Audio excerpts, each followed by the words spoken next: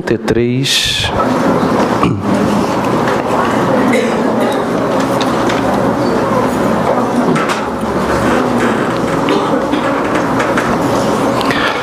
Segunda Crônicas 33. Nós vamos ler os 20 primeiros versos.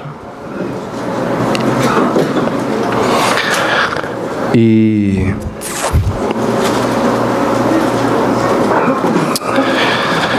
eu vou ler o texto numa versão que talvez você estranhe um pouco. Essa versão é chamada A Mensagem, de um grande escritor que fez uma paráfrase das Escrituras chamado Eugene Peterson. E eu resolvi usar essa versão hoje aqui para a gente poder estudar a vida de Manassés. Então você pode estranhar um pouco a leitura, então saiba que é isso. Os 20 primeiros versos dizem assim: Manassés tinha 12 anos de idade quando começou a reinar. Reinou 55 anos em Jerusalém. Sua mãe se chamava Efizibá. Ele agiu mal diante do Eterno. Reintroduziu todas as práticas imorais e perversas dos povos que o Eterno havia expulsado de diante dos israelitas. Reconstruiu os altares de prostituição que seu pai Ezequias destruíra. Construiu altares e postes sagrados para o deus da fertilidade, Baal, e para a deusa da prostituição, Azerá, como Acabe, rei de Israel, tinha feito. Adorou todo tipo de astros, construiu altares pagãos até dentro do templo de Jerusalém, dedicado exclusivamente por decreto do Eterno. Em Jerusalém estabelecerei o meu nome. Construiu ainda altares a todo tipo de astros e os colocou nos 2 pátios do templo do Eterno. Ofereceu o próprio filho em sacrifício, praticou magia e feitiçaria, consultou espíritos dos mortos, enfim, provocou a ira do Eterno, cometendo todo tipo de profanação. A gota d'água foi pôr a imagem da deusa da prostituição, Azerá, dentro do templo do Eterno. Uma afronta flagrante à declaração do Eterno a Davi e a Salomão. Pois neste templo e na cidade de Jerusalém, que escolhi entre todas as tribos de Israel, estabelecerei o meu nome para sempre. Nunca mais deixarei meu povo Israel andar errante fora da terra, que dei a seus antepassados, contanto que obedeçam a tudo que ordenei por meio do meu servo Moisés. Manassés fez o povo se desviar e conseguiu ser pior que as nações pagãs que o Eterno havia destruído. Assim, quando o Eterno falou a Manassés e ao povo, eles simplesmente o ignoraram. Por isso o Eterno induziu os comandantes das tropas do rei da Síria a prender Manassés. Eles puseram um gancho no nariz e correntes nos pés do rei de Judá e o levaram para a Babilônia. Apavorado, ele se ajoelhou e, arrependido, pediu ajuda de Deus, do Deus dos seus antepassados. Enquanto orava, Deus se comoveu, atendeu ao seu pedido, trouxe-o de volta a Jerusalém e lhe devolveu o reinado. Assim Manassés reconheceu que o Eterno estava no comando. Depois disso, Manassés reconstruiu e elevou o muro externo de defesa da cidade de Davi, a oeste da fonte de Gion no vale. Prosseguiu até a porta do peixe e contornou a colina de Ofel. Fortaleceu o sistema de defesa, enviando comandantes militares a todas as cidades fortificadas de Judá. Fez uma grande limpeza no templo, retirando todos os ídolos pagãos e as imagens das deusas. Retirou e jogou num lugar fora da cidade todos os altares que ele mesmo tinha posto na colina do templo e os que tinha espalhado por Jerusalém. Restaurou o altar do Eterno e reiniciou o sacrifício apresentando ofertas de paz e de ações de graças. Ele decretou que todo o povo servisse e adorasse apenas ao Eterno, Deus de Israel. Mas o povo não o levou a sério. Eles usavam o nome do Eterno, mas continuavam a sacrificar nos altares locais e insistiam nas antigas práticas pecaminosas. O restante da história de Manassés, sua oração ao seu Deus, as mensagens que os profetas transmitiram pessoalmente pela autoridade do Eterno, está tudo registrado nas crônicas dos reis de Israel. Sua oração e como Deus se compadeceu dele, a relação de todos os seus pecados e suas práticas, a construção dos altares pagãos, dos locais de adoração à deusa de prostituição Azerá e das imagens que ele adorava antes da sua conversão, estão descritos no registro dos profetas. Manassés morreu e foi sepultado no jardim do palácio. Seu filho Amon o sucedeu. Vamos orar? Senhor Deus, que a Tua graça possa alcançar os nossos corações e as nossas mentes, para juntos aprendermos e sermos confrontados, consolados e edificados pela Tua palavra. Em nome de Jesus. Amém. No último mês, nos últimos 4 domingos, nós iniciamos uma série de mensagens e começamos a ver como que a graça de Deus, ela triunfa, ou ela triunfou na vida de determinadas pessoas. Nós vimos como que a graça de Deus triunfou na vida de José, de Sansão, de Ana e de Abigail. Na vida de José nós vimos que a graça de Deus, ela é capaz de triunfar mesmo quando a família não ajuda. Mesmo quando a gente tem uma família terrível, complicadíssima. José, ele tinha tudo para dar errado, mas a atuação da graça de Deus na vida dele transformou um instrumento de Deus para a salvação e preservação do povo de Deus. Depois nós vimos que na vida de Sansão, a graça de Deus triunfou.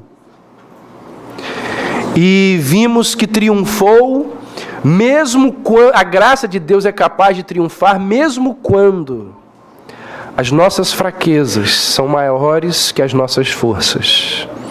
Vimos que Sansão era um homem cheio de contradições, um homem cheio de incoerências, mas mesmo assim, mesmo com as suas incoerências, mesmo com as suas contradições, Deus o transformou num herói da fé a ponto de ser citado lá em Hebreus 11, e ele se transformou num juiz libertador do povo de Deus. Depois nós vimos na vida de Ana que a graça de Deus, ela triunfa mesmo quando os problemas insistem em não ir embora. Dificuldades e problemas que se acumulam ao longo de semanas, meses e anos. Como que a gente convive com problemas? E a história de Ana é uma ilustração de como que a graça de Deus, ela nos capacita a enfrentarmos as circunstâncias, mesmo quando essas circunstâncias não mudam ou demoram muito para serem transformadas e mudadas por Deus. E semana passada nós vimos, através da vida de Abigail, que a graça de Deus, ela é capaz de triunfar, mesmo quando as circunstâncias não são favoráveis à paz. quando você vive num contexto e num ambiente que tudo leva a não ter paz, como que você faz para viver em paz?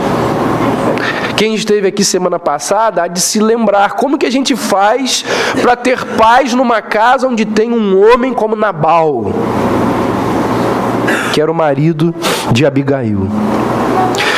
E aí nós vimos que mesmo tendo um Nabal, ou seja, um problemão dentro de casa ou dentro do serviço, é possível viver em paz.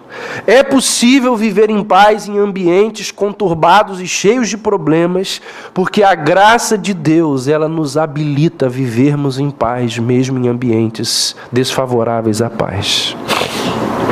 Hoje, nós vamos ver como que a graça de Deus ela é capaz de triunfar, mesmo na vida daquelas pessoas que foram longe demais. Longe demais que eu tenho em mente aqui, o que eu quero mostrar para vocês é longe demais nas suas iniquidades. Gente que cometeu atrocidades, gente que cometeu os piores pecados, mesmo os piores pecadores,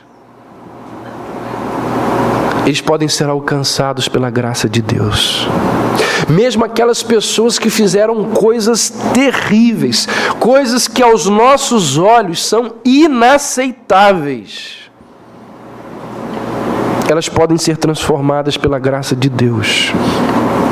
A vida de Manassés nos mostra que não existe um lugar tão distante, não existe um abismo tão profundo que a graça de Deus não seja capaz de ir lá e resgatar esse homem. Então pense em alguém aí que cometeu os piores crimes, as coisas mais terríveis. Ou pense em você mesmo. A graça de Deus vai nos mostrar a vida desse homem, ela é capaz de transformar essas pessoas. Na Bíblia existem duas pessoas com o nome de Manassés. O primeiro é o filho primogênito de José. José é filho de Jacó. Aquele grande homem que Deus usou, que nós vimos, um mês atrás, que Deus usou ali para alimentar os egípcios e os povos ao redor. O primogênito de José, o qual nasceu lá no Egito, depois de muita angústia e aflição por parte de José, foi chamado de Manassés. Diz a Bíblia que quando o pai de José, Jacó, reencontrou o filho depois de muito tempo, depois de anos separados, os filhos de José foram adotados por Jacó. Ou seja, a herança de José passou para os seus filhos. Jacó diz para José: olha, os seus filhos serão meus filhos. E é por isso que entre as 12 tribos de Israel, ou entre os 12 filhos de Jacó, não existe uma tribo com o nome de José. Por que não existe uma tribo com o nome de José, se José era um dos filhos de Jacó? Porque Jacó adotou os seus filhos como se fossem filhos dele. Por isso que a porção que pertencia a José foi dada aos seus filhos. Gênesis 48, verso 5 diz assim, Jacó falando para José: os teus 2 filhos que te nasceram na terra do Egito, antes que eu viesse a ti no Egito, são meus. São meus. Efraim e Manassés serão meus, assim como Rúben e Simeão. Por isso que Manassés, filho de José, tornou-se o grande patriarca de uma das tribos da nação de Israel. Por isso que você ouve lá o nome das 12 tribos de Israel. Uma delas é Manassés, filho de José. O segundo Manassés, ou outro Manassés que a Bíblia cita, é esse que a gente vai analisar hoje, a vida dele. Quem foi esse Manassés? O 15º rei de Judá. Ele vinha da dinastia de Davi. Foi filho de um grande rei de Israel, Ezequias, e avô do grande rei Josias, filho de Ezequias e avô de Josias, também um grande rei da nação de Israel. Diz a Bíblia que Manassés reinou durante 55 anos em Judá. Isso significa que o reinado mais longo da história de um rei em Judá foi de Manassés. E diz a Bíblia também que não foi apenas em números que ele excedeu os outros reis, mas em perversidade também. Ninguém se igualou a Manassés. Os relatos sobre, ou o relato sobre a vida de Manassés se encontram aqui nesse capítulo 33 de 2 Crônicas, que nós lemos, e também lá no capítulo 21 de 2 Reis. São os dois textos que falam sobre a vida desse homem. Algo importante da gente entender e observar ao analisar a vida de Manassés para tirarmos lições para as nossas vidas, é que o reinado desse homem ocorreu num período de grandes transformações no mundo. Enquanto Manassés estava no poder, coisas importantíssimas estavam acontecendo no mundo. Por exemplo, no campo político, os assírios estavam crescendo e dominando cruelmente os seus vizinhos, inclusive potências como os egípcios e os babilônios. Começava a surgir esse império poderosíssimo dos assírios. Cientificamente, não sei se você já ouviu falar desse camarada, mas para o mundo antigo ele era muito famoso. As ideias de um matemático chamado de Tales de Mileto começavam a se tornar conhecidas na Grécia. No campo religioso, as atenções elas se voltavam para a astrologia. Por isso que essa atenção voltada para a astrologia desembocou na construção de muitos zigurates. Não só isso, os conceitos de Brahma, que é a energia criadora, e de Nirvana, que é o destino das pessoas, começavam a se tornar populares na Índia. A filosofia de um camarada chamado Lao Tse, do Yin e Yang. Talvez você saiba que símbolo é esse, aquele que tem lá um pouquinho de bem dentro do mal e um pouquinho de mal dentro do bem, a questão dualista. Essa filosofia começava a se desenvolver na China. Cada um desses eventos que eu mencionei aqui, que tiveram início lá na época de Manassés, possuem um impacto sobre a humanidade até os dias de hoje. Coisas que aconteceram há milênios atrás permanecem até os dias de hoje. Então foram transformações assim importantíssimas. E durante esses anos não existiram grandes transformações só no mundo, mas em Judá também. Em Judá foi um momento de enormes transformações.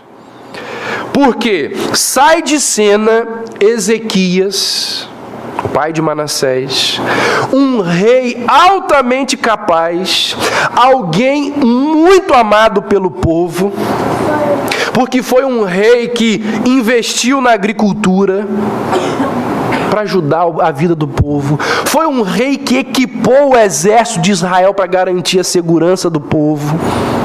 Foi um rei que, de forma honesta, adquiriu riquezas. Você tem noção que nessa época ele conseguiu canalizar água para dentro de Jerusalém? Isso foi um feito, uma coisa impressionante. Ele foi um rei que, por causa dos seus feitos, o povo o amava muito. Religiosamente, sob o reinado de Ezequias, diz a Bíblia que a nação de Israel experimentou um grande avivamento. Os locais de adoração pagã foram derrubados, os ídolos que existiam em Israel foram todos eles destruídos. A celebração da Páscoa, depois de muitos anos, voltou a ser celebrada em Israel no reinado de Ezequias. A pureza do culto foi novamente restabelecida. Então, saía de cena um rei amado pelo povo, um rei piedoso, e entrava em cena um adolescente perverso chamado de Manassés.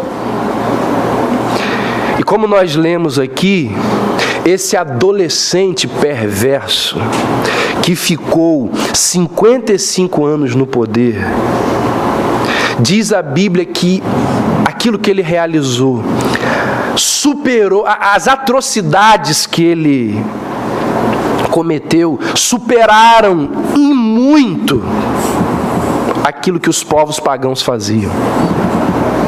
Diz a Bíblia que os atos de Manassés fizeram com que o povo se esquecesse completamente de quem era o Deus de Israel. Você consegue entender isso? O povo de Deus não se lembrava de quem era o seu Deus. Tal foi a perversidade, tal foi a quantidade de pecado que aquele rei levou para a nação de Israel. Na verdade, existe um catálogo de iniquidades, um catálogo de pecados cometidos por esse homem. Você pode abrir lá e ver o catálogo. Idolatria, capítulo 1, idolatria. Aí você vê lá as coisas que Manassés fez. Capítulo 2, adivinhações e feitiçarias. Algo extremamente proibido pelas Escrituras. Capítulo 3, sacrifícios. A gente acha que isso não aconteceu, que isso parece mentira. Ele pegou o filho dele, os filhos dele, e sacrificou em altares pagãos. Matou os filhos. Vou repetir. Ele matou os filhos. Ele assassinou os seus filhos para deuses estranhos. Ele consultou necromantes. Ele se envolveu com feiticeiros. Ele se envolveu com astrologia. Diz a Bíblia que ele passou a adorar astros e começou a adivinhar pelas nuvens, a guiar o reino de Israel olhando pelas nuvens. Ele construiu altares a deuses pagãos dentro do templo do Senhor. E olha só o que diz aí o verso 4. Quer dizer, no verso 4 diz isso: ele edificou altares na casa do Senhor. Outra coisa que ele fez que é dito aí, ele desconsiderou e desprezou tudo aquilo que o seu pai tinha feito. E esse é um grande mal. Essa é uma grande iniquidade. Isso é quebra de mandamento. Diz a Bíblia que um dos primeiros atos de Manassés como monarca foi desfazer tudo aquilo que o pai tinha realizado. Olha o que diz o verso 3 aí. Tornou a edificar os altos que Ezequias, seu pai, havia derrubado. Ou seja, a primeira coisa que ele faz é desrespeitar completamente a memória do pai. Ignora, despreza. Ele tinha alguma consideração pela família? Porque ele desrespeita o pai e mata os filhos. Que homem é esse? Que homem é esse? E aí, no meu entender, pior de tudo isso é um detalhe que é oferecido pelo cronista. Olha o que diz aí o verso 2.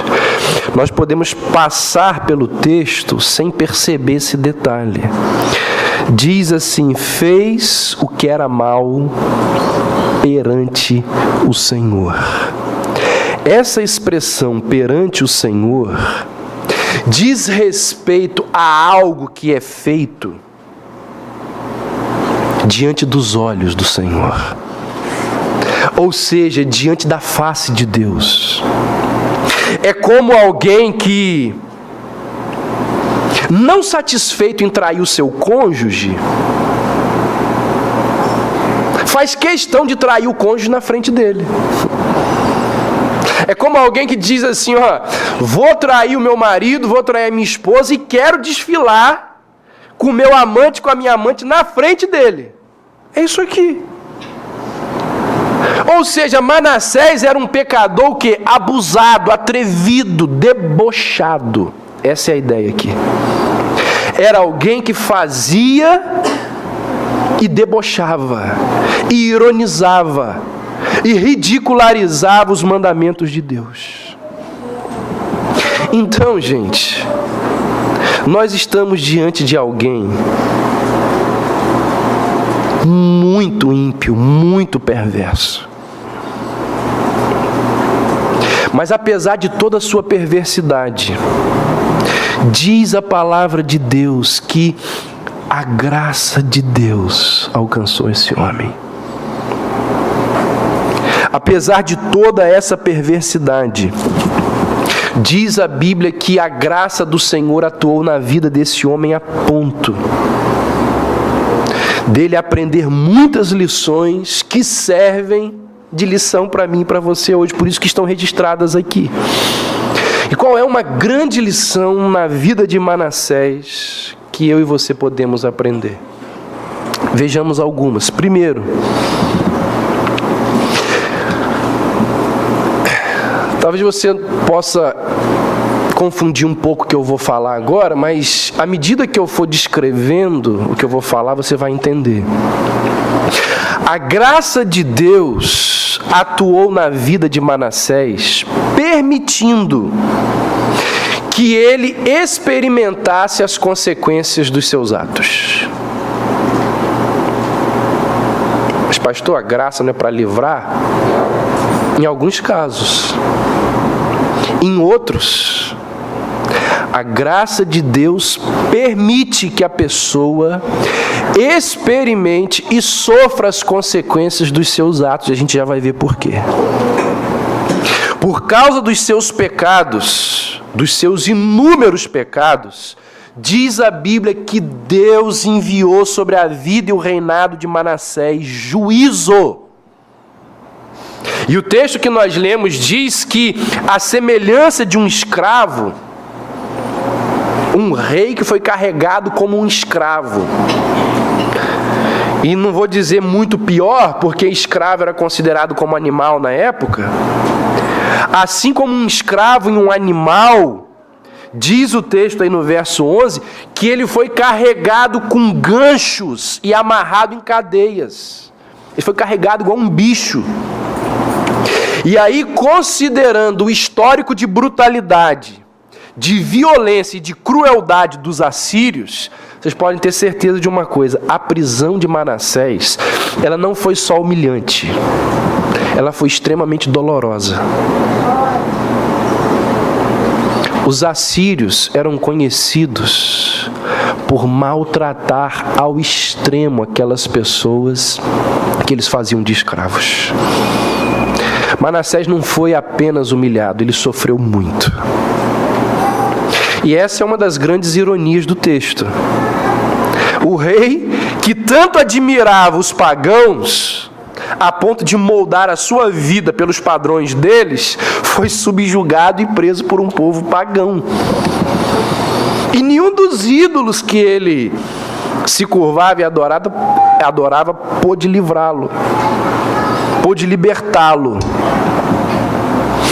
O que isso aqui nos lembra? O que isso aqui nos ensina? Isso aqui nos lembra e nos ensina que